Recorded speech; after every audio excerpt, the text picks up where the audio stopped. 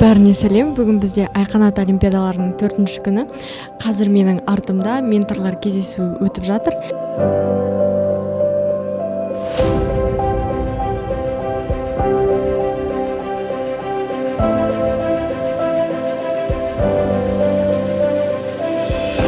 Қамқоршылар кеңесі басталып кетті, ал бізде оқушылар қазір жабылу салтанатына дайындалуда. Осылай қамқоршыларды қарсы алып аламыз.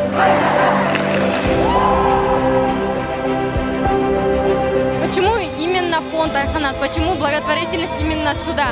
Благотворительность для меня это в основном только в сферу образования. Айканат – это наше будущее, это наши дети. Потому что это отличная возможность сделать этот мир лучше. Айқанат олимпиадасында білім бәйгесінде 100-ден озып шыққан жүйріктер бармысыздар?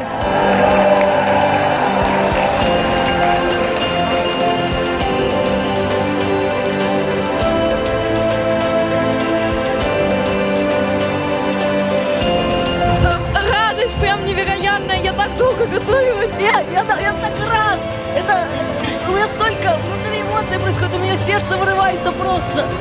Это было очень взволнованно, я не ожидала таких эмоций. С гордостью говорите, что вы в Айканате были и получили эти знания, и будете доносить их дальше. Всем ребятам, бәріңізге тілейтіміз ақ жол. У вас большое будущее. Всем успехов, рахмет. Спасибо большое. Айканат лучше. Удачи!